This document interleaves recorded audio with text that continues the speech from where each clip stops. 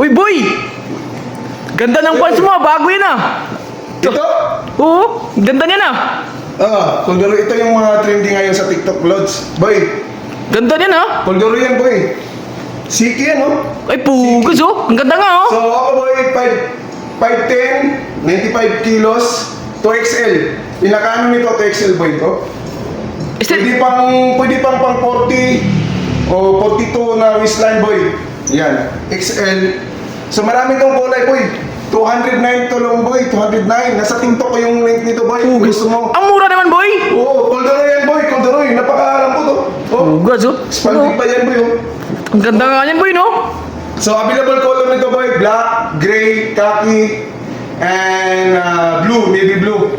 Yun oh. O yan. Click nyo na. Ano pang hinatay nyo, boy? Ay, Whitney Siki yan.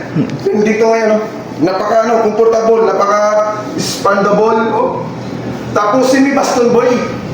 Hindi mo Pugas, oh. kailangan pang ipa-repair sa mga sastre. Kasi semi-baston yan. Fit na yan, oh. pugas oh. Ganda nga oh. Ano pa, boy? So, sige boy, magkiklik na ako sa button mo sa TikTok.